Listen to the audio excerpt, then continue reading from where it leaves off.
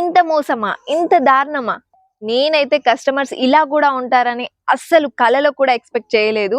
యామిశ్రీ pickles లో నిన్న ఒక దారుణం జరిగింది. ఒక కస్టమర్ అయితే ఆర్డర్ చేశారు చికెన్ బోన్లెస్ 1 kg, అలాగే మటన్ బోన్లెస్ 1 kg. వావ్, ఈ రోజు డే సూపర్ గా ఉంది అని చెప్పేసి స్టార్ట్ చేశాను. ఒక హాఫ్ అన్ అవర్ అయితే కన్వర్జేషన్ నడుస్తుంది. డీటెయిల్స్ అన్ని అడుగుతున్నారు, ఎప్పుడు పంపిస్తారు, మీరు ఎక్కడ ఉంటారు. ఓకే డన్, పేమెంట్ చేస్తా అని చెప్పారు. నెంబర్ సెండ్ చేయమన్నారు. ఓకే చేశాను.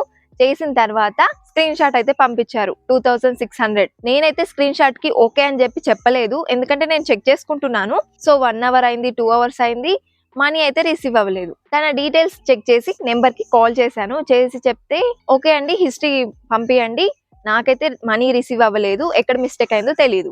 నైట్ వరకు కూడా నో రెస్పాన్స్. డే అంతా చాలా ఫీల్ అయ్యాను. ఎందుకు ఇలా చేస్తారు అసలు? వీలైతే కొంచెం చిన్న చిన్న బిజినెస్ కి మీరు ఆర్డర్ చేయకపోయినా కానీ సపోర్ట్ చేయండి. చాలా మంది 50% లో 10% కూడా తీసుకోరు. నేను కూడా అంతే, ఏదైనా శారీస్ అయినా ఏదైనా అన్ని డీటెయిల్స్ అడుగుతాను, నచ్చితేనే తీసుకుంటాను, లేదంటే వదిలేస్తాను. అలా చేయండి, ఓకే పర్లేదు. కానీ మనీ సెండ్ చేసామని చెప్పి అబద్ధాలు, స్క్రీన్ షాట్లు ఇలా అయితే అస్సలు పెట్టొద్దు.